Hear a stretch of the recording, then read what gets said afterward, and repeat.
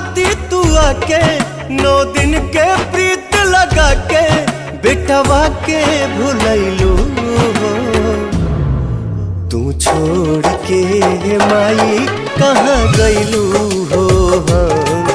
तू छोड़ के माई कहाँ गैलू हो।